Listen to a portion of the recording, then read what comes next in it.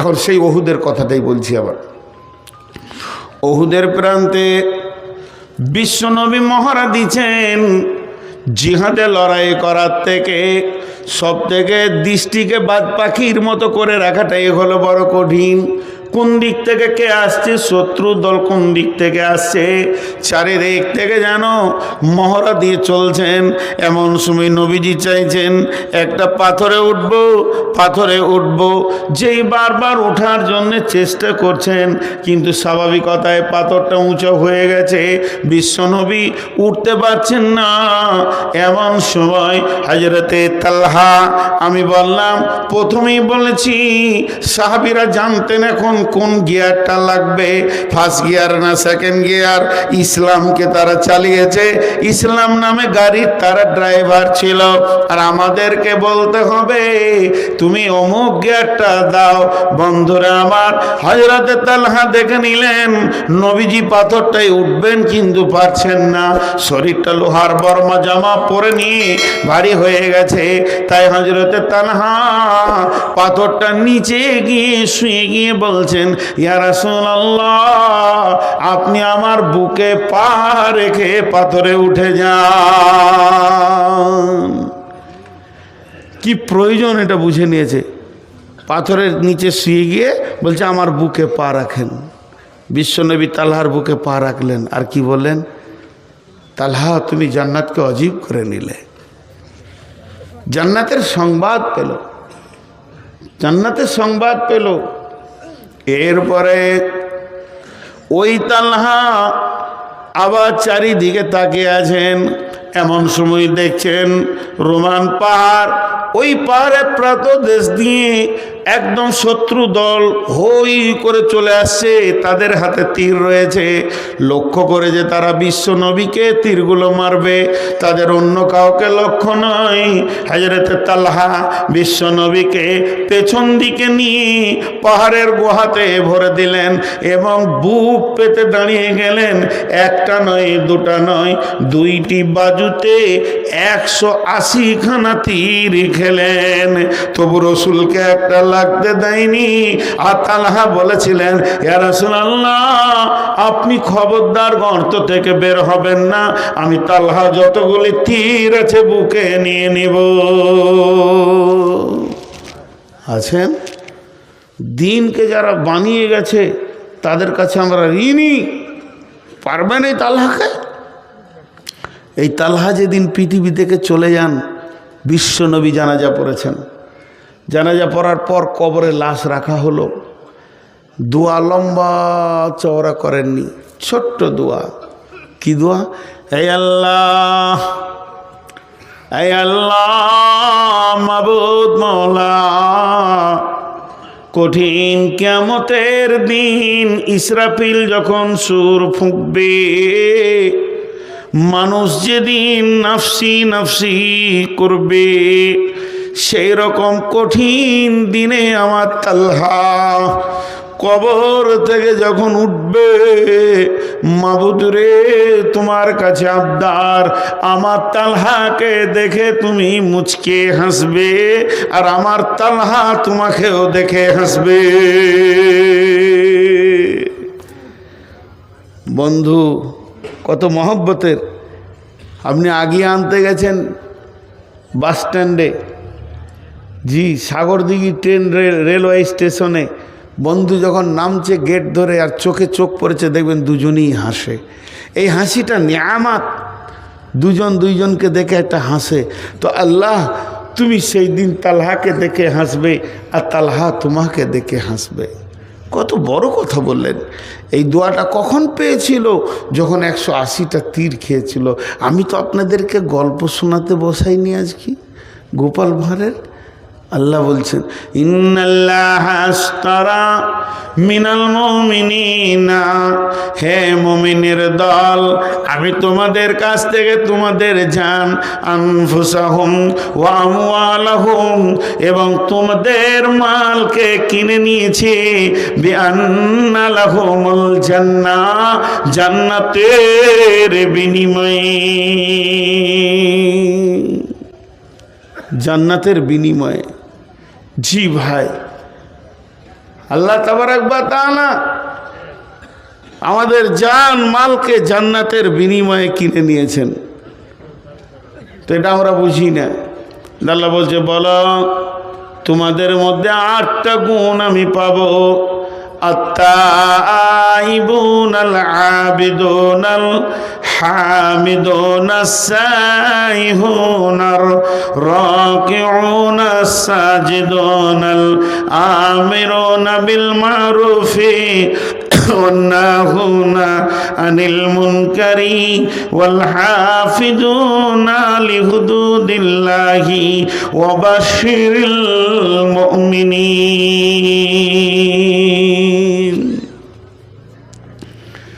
আল্লাহ মুমিনদেরকে সুসংবাদ দিলেন, তোমাদের 8টা গুণ হতে হবে, এই গুণগুলো যেন তোমাদের ভিতরে থাকে। আত-তাইবুন, তোমরা তওবা করনে वाला হয়ে যাও, গুনাহ হয়ে গেছে তওবা করো, আল্লাহর কাছে কাঁদো। তওবা এমন একটা জিনিস, আল্লাহ বলছেন ইয়া আইয়ুহাল্লাযীনা আমানু, হে ঈমানদারেরা, তুবু ইলাল্লাহি তাওবাতান নাসুহা আসা রাব্বুকুম আইয়ুকাফিরা আনকুম সাইয়্যাতিকুম ওয়া ইউদখিলাকুম জান্নাতিন তাজরি মিন তাহতিহাল আনহার। হে ঈমানদারেরা, তোমরা তওবা করো, প্রতিজ্ঞাবদ্ধ তওবা নাসুহা। ওই তওবাটার ভিতরে এমন ইখলাস থাকবে, এমন প্রতিজ্ঞা থাকবে, যখন তুমি তওবা করবে তখন অন্তত নিয়ত করবে যে জীবনেও এ গুনাহ আর দ্বিতীয়বার করব না। তোমরা তওবা করনে वाला হয়ে যাও।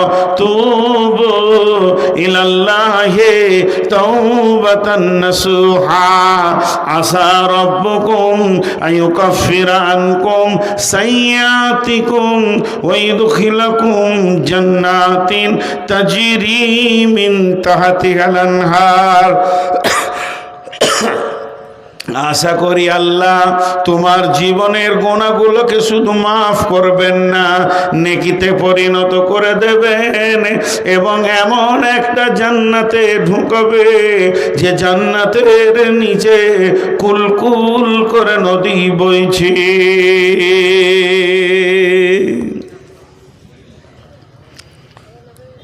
গুনার কারণে মানুষ জাহান্নাম যাবে না, গুনাহ করেছে এর জন্য মানুষ জাহান্নামে যাবে না। কিয়ামতের মাঠে ধরেন আমাকে জাহান্নামের ফেরেশতা টানছে, যদি গায়ে বল থাকে একটু মারো থাপড় আর কানে, জাহান্নাম কেন নিয়ে যাবি তুই? তোর বাপের জান্নাত, জান্নাত তো আমার, তোর, আমার আল্লাহর জান্নাত। আল্লাহ বলে কি? বলে তোমার ফেরেশতাতে ধরেছে। বলে কেন? বলে জাহান্নাম যেতে হবে। তা আল্লাহ বলল যা জাহান্নামে। যদি বান্দা জিজ্ঞেস করে কেনে যাব, তা আল্লাহ বলবে গুনাহ করেছিস ওই জন্যে। লাও, আমি এটা বুঝানোর জন্য বলছি, ভাবিয়েন না যে কোরআনের আয়াত বলছি।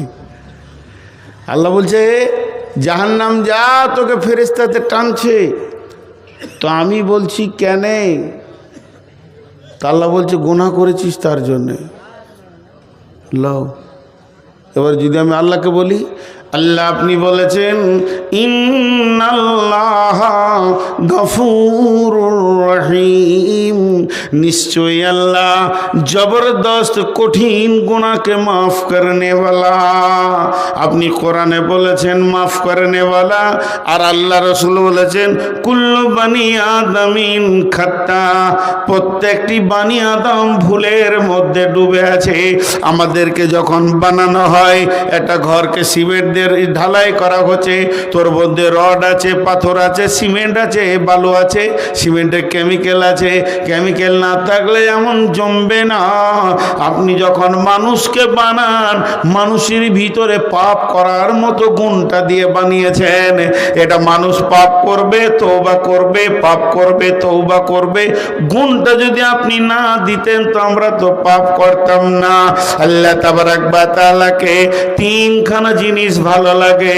এক নম্বর হচ্ছে আমার গোলাম আমাকে ছাড়া কাউকে ডাকবে না, অন্য কাউকে সাজদা করবে না, এটা আমাকে ভালো লাগে।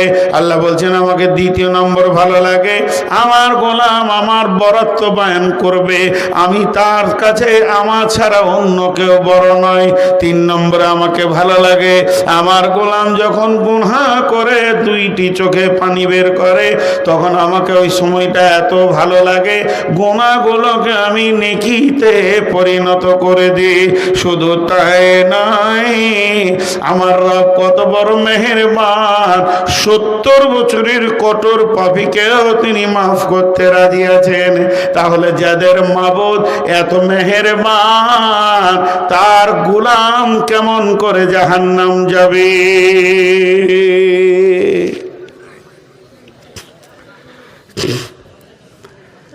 জলপাইগুড়িতে জালসা করতে গিয়েছি। জীবনের দুটো জালসার ইতিহাস আপনাদেরকে শোনাই, 30 সেকেন্ড লাগবে। আপনাদের জালসা স্টার্ট হয়েছে কখন? আসর পর। আসর পর। ওদের জালসা স্টার্ট হয়েছে ফজরের 1 ঘন্টা পর। স্টার্ট বিসমিল্লাহ হলো, তার আগে মাইকি বাজে নাই।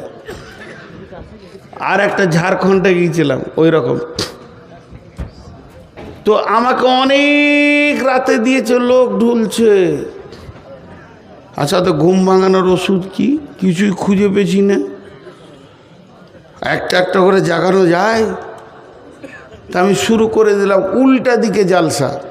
উল্টা জালসা শুনেছেন কোনোদিন? ওই আমি বললাম বিসমিল্লাহির রহমানির রহিম। আল্লাহ তাবারাক ওয়া তাআলা কালাম পাকের মধ্যে বলছেন নামাজ পড়তে হবে না, রোজা রাখতে হবে না, হজ করতে হবে না, যাকাত দিতে হবে না, জেনা করো, ব্যভিচার করো, বেপরদা থাকো, সুদ খাও, জুয়ো খেলো, লুটে লাও, মার্ডার করো, রাস্তায় রাহাজানি করো, ছিনতাই করো, যে যাকে পারবে মারো, লুটো, গাঁজা খাও, মদ খাও, কিছুই হবে না। তারপরও তুমি জান্নাতে যাবে শুধু আল্লাহর একটা হুকুম মেনে নিলে। সব জেগে গেছে। কোন মৌলবি রে? এক ধার থেকে সব হালাল হয়ে গেল রে। আচ্ছা হালাল, ওদেরকে তো মজা লাগছে যে এই সব হালাল, হারামকে হালাল করে দিল এখনই। একটা খালি আল্লাহর হুকুম মেনে নেবে, জান্নাতুল ফেরদৌস পেয়ে যাবো। তো আমার সামনে এক মুরব্বী পান খেয়েছিল, ও পান চিবানোবার দেন করেছে। কি জালসা হচ্ছে। তো শেষকালে আমাকে বলছে বাপজি আমি 70 বছর বয়সে এমন জালসা শুনিনি বাপ, যে এত গুনাহ করার পরও সে জান্নাত যাবে আল্লাহর একটা হুকুম মানলে। কোথায় আছে বাপ? তা বললাম কোরআন শরীফে আছে। তখন বলছে হ্যাঁ, এটা আরও সহ্য হচ্ছে না। তখন বলছে কোন সূরাতে? সূরা রহমানে। কোথায় আছে? বিসমিল্লাহির রহমানির রহিম।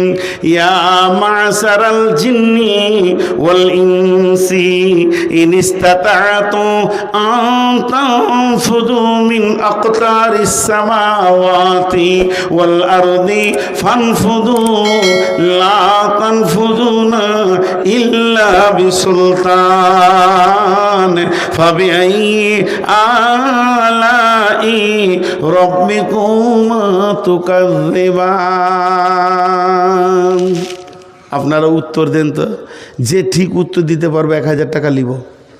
কালো কালিতে লাল লেখা হবে? কালো কালিতে লাল লেখা হবে? হবে। কালিটা কালো, বানানটা লাল হবে না? হবে।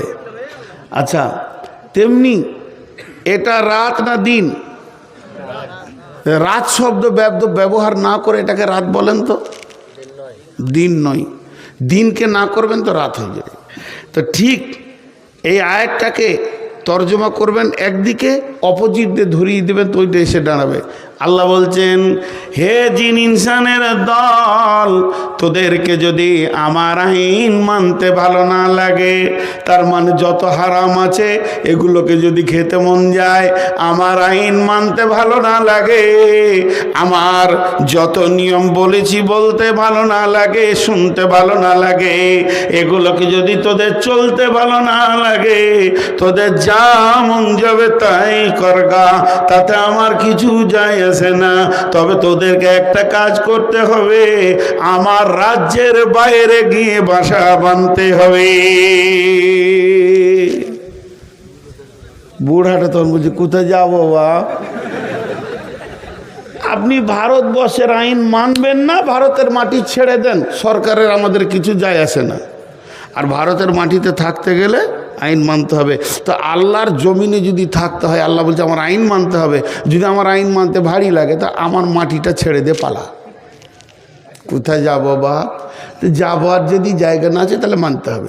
তেমনি আমি বলছি, পৃথিবীর কোনো ব্যক্তি গুনার কারণে জাহান্নাম যাবে না।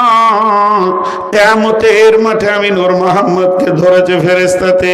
এগুলো কৌতূহলী কথা, এগুলো বলবেন না বুখারী মুসলিমের কথা, এর ভিতরে যুক্তি আছে, কৌতূহলী কথা। আমাকে বলছে ফেরেশতা জাহান্নামে চো, আমি আল্লাহকে বলছি মাবুদ জাহান্নামের ফেরেশতা ধরেছে। আল্লাহ আমাকে জিজ্ঞেস করছে কেন? আমি বললাম ফেরেশতা টানছে, বল জাহান্নাম চ। আল্লাহকে আমি বলছি কেন? তা আল্লাহ বলে, বনা বান্দারে তুমি গুনাহ করেছো, তুমি গুনাহ করেছো। তখন আমি আল্লাহকে বলছি মাবুদ, গুনাহ করা মানুষের ডিউটি, একে গুনার মতো করার পার্টস তুমি বানিয়ে দিয়েছো। অতএব আমি আমার ডিউটি ঠিক করেছি, মাফ করার ডিউটিটা তো আপনার, তাহলে ডিউটিতে ফাঁকি কার চলছে? হ্যাঁ, এর জন্য আল্লাহ তাবারক ওয়া তাআলা কি বলছেন? তুবু ইলাল্লাহি তাওবাতা, আল্লাহ তাওবাতান নাসুহা। আর মুমিনের সিফত বলতে গিয়ে বললেন তোমরা তওবা করনে ওয়ালা হয়ে যাও। আত্তাইবুন, সারা পৃথিবীর মানুষ গুনার কারণে জাহান্নাম যাবে না, বরং তওবা না করার কারণে জাহান্নাম যাবে। কথাটা বুঝতে পারলাম? কিসের কারণে জাহান্নাম যাবে? তওবা না করার কারণে। ছোট্ট একটা উদাহরণ দিব। আপনাদের এখানে এসে ঝমঝম করে বৃষ্টি হচ্ছে, বর্ষার সিজনে মসজিদে উঠেছি, আর আপনাদের মাঝে সেক্রেটারি দেখতে পেয়েছে, কী ব্যাপার নূর মোহাম্মদ ভাই, এখন তো কোনো জালসা নাই বর্ষা সিজনে, আর এসার পর উঠেছি বাড়ি, আমি না খেয়ে এসেছি, কোথা থেকে যে হুট করে এসে ঢুকলাম আল্লাহ জান। উনি তাড়াতাড়ি বাড়িতে গিয়ে বিবিকে বলছে কিছু আছে? কিছু না, হালকা ভাত আছে আর খানিক আলু পরে আছে, বলে দুটো ডিমকে অমলেট করো, চলো। নিয়ে ছেলেকে পাঠালে, যার বাপ মৌলানাকে ডেকে নিয়ে খাবে, গেলাম না। দ্বিতীয় ছেলেকে পাঠালে, গেলাম না। তৃতীয়বার ছেলেকে পাঠালে, গেলাম না। চতুর্থবার ছেলে পাঠালে, গেলাম না। পঞ্চমবার ছেলেকে পাঠাইলে, ভাত তো বিরক্ত করিস না, খাবো না বলছি, খালি বিরক্ত করে। শেষকালে নিজে থাকতে না পেরে সেক্রেটারি এসে বলছে ভাই চলেন, ঘরে ডাল ভাত যাই আছে দুটি খেলেন, কোথা থেকে এসছেন? হাতটা ঝেঁকড়ে দেবেন, আপনি জান তো, বিরক্ত করিন না তো। শুয়ে পড়লাম। যে সকালবেলায় ফজরের নামাজ পড়ে আমি মাইকে এলান করছি যে মথুরাপুরের লোক ভালো লয়, মেহমানের ইজ্জত করে না। আমার দাবিটা সত্য না মিথ্যা? আল্লাহ বলছে গোলাম, গুনাহ তুই করবি, মাপ আমাকে করতে হবে, এটা আমার জানা আছে, তোকে জানিয়ে দিতে হবে না। এর জন্য আমি মুয়াজ্জিনকে পাঠালাম, ফজরের সময় ডাক, ওদের গুনাহ আমি মাফ করব, তোকে আমি পেলাম না। জোহরে ডেকেছি পাইনি, আসরে ডেকেছি পাইনি, মাগরিবে ডেকেছি পাইনি, এশাতে ডেকেছি পাইনি, আয় আয় গুনাহ মাপ নিয়ে চলে যা। আমি আমার ডিউটি করেছে, 5 বার যখন মুয়াজ্জিন দিয়ে পেলাম না, গভীর তাহাজ্জুদের টাইমে আমার রব আপনার আমার দরজার কাছে এসে বলছে, গোলাম ও গুনাহ করেছিস, জাহান্নামের আগুন জ্বলে গেছে, একবার তুই রব্বানা বলে চোখের পানিতে কাঁদ, আমি রব মাফ করার জন্য রেডি হয়ে আছি। তারপরও আমি রব্বানা বলে কাঁদলাম না, মাফ নিলাম না। অর্থাৎ মানুষ গুনাহ করার কারণে জাহান্নাম যাবে না, বরং মাফ না চাওয়ার কারণে জাহান্নাম যাবে। জি ভাই, বিদেশি বক্তা যে বয়সেরই হোক, কোনো বক্তাকে বসিয়ে রেখে আমি বক্তব্য রাখি না। আজকে 2টা কথা বলে নিলাম, খালি 2টি লোক দেখতে চাইছি, 20,000 আর 50,000 10,000 দাঁতা কে আছেন, মাত্র 3 মিনিট দেখব, দিয়ে ছেড়ে দিব। আল্লাহর গোলাম কেউ আছেন? জি। আর একজন বলেছেন, ওনার জন্য আমি ইনশাল্লাহ দোয়া করছি, আল্লাহ ওনার রোগকে ভালো করে দেন, বলেন আল্লাহুম্মা আমিন। পেটের কঠিন রোগে ভুগছেন, আল্লাহ তার শেফায়ে কামেলা দান করুন, আল্লাহুম্মা আমিন। শেফায়ে আজেলা দান করুন, আল্লাহুম্মা আমিন। আর পৃথিবীর বুকে আল্লাহ তাবারাক ওয়া তাআলা তাকে সুস্থ জীবন দান করুন, আল্লাহুম্মা আমিন। এবং দিনের ওপরে চলার তৌফিক দান করুন, আল্লাহুম্মা আমিন। বাকি ইনশাআল্লাহ আমি কাবার দরজায় দোয়া করব। খুবই ওনার কথাটা আমার মনে লেগেছে। বাপ মায়ের নামে মাশাআল্লাহ 500 টাকা দান করেছে। আমি 1000 2000 5000 3 মিনিট থাকবো, মাত্র 3 মিনিট। কেউ আছেন আল্লাহর গোলাম? জি। এই দোয়া নিয়ে অনেক ভেজাল চলছে, হাত তুলে না তুলে। এখন কোথা যাব? জি, সেলিম হোসেন। কোথা বাড়ি? পোলাডাঙ্গা। সব 200 টাকা নোটগুলো কোথা থেকে বেছে নিচ্ছ তুমি? মাশাআল্লাহ দেন, মাশাআল্লাহ। আব্বার নামে কত আছে? হ্যাঁ, 5,000। আর মায়ের নামে 5,000। ও ভাই, ও সোনামানি কেটে পড়লো, বেনামিতে দেন। জি। আর কেউ আছেন? আপনি আব্বার নামে 5,000 দিলেন, মায়ের নামে দেন 5,000। দেবেন না? মায়ের উপর রাগ আছে? হ্যাঁ খ্যাপা, মা যে মাকে 15,000 দিতে হবে, তো আব্বা 5,000 হিসাবের দান গেল। কত? 5 মানে 5,000। আর কত? পকেটে নাই? 100 টাকাও নাই? ভাড়ার টাকাটাও নাই? নিয়ে যান 200 টাকা। মাশাআল্লাহ 3,000।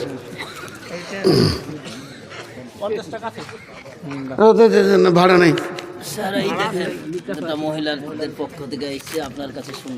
না, কোনো ফতোয়ার উত্তর দিন না, ও মহিলাদের কথা উত্তর দিন। আজকে আমি সব ভালো লেগেছে, কিন্তু আপনাদের কাছে আমি কোনো প্রশ্নের উত্তর দিই না, জানি না।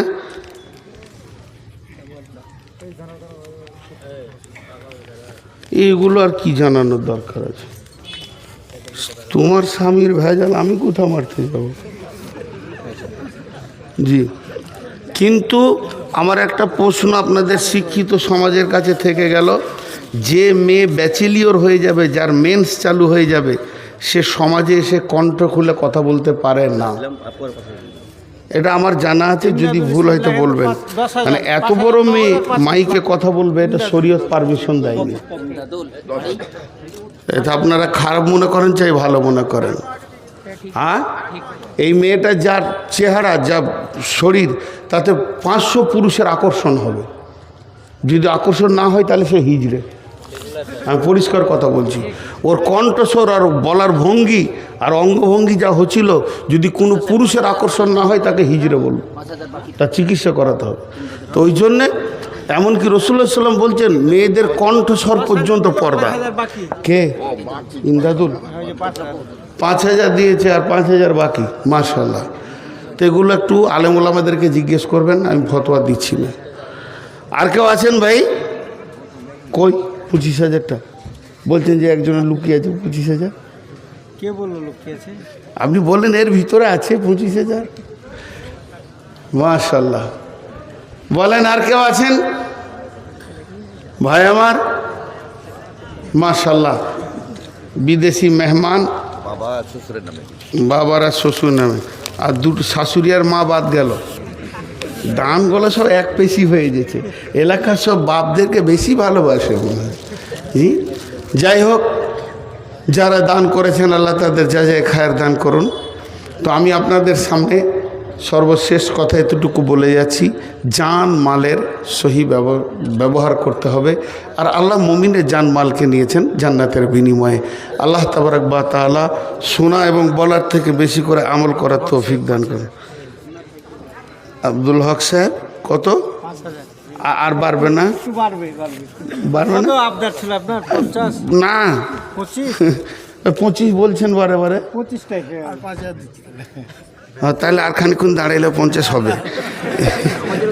এটা 30 সেকেন্ডে 5,000 করে বাড়ছে, তাহলে আর একটু দেন, বাড়ান। খুচরাটা একটু করিয়ে দিন। খুচরা হবে কি করে? আচ্ছা চাদর দেন, হ্যাঁ, চাদর চাদর দেন। আপনার হাতে এসে দিয়ে যাবে, তাহলে সবচেয়ে বেশি। না তাহলে মজলিসটা ভেঙে যাবে, পরবর্তী বক্তা আছে, আমি হাতে তখনই নিব। চাদরের লোক আছে রেডি। দিয়ে দেন সবকটা গুনেলি, কি ভেজাল, কষ্ট করে। মাশাল্লাহ। জি, এই চাদর ভিতরে ঢুকে যান তো, চাদর ঢুকে যান। মায়ের নামে 500 টাকা।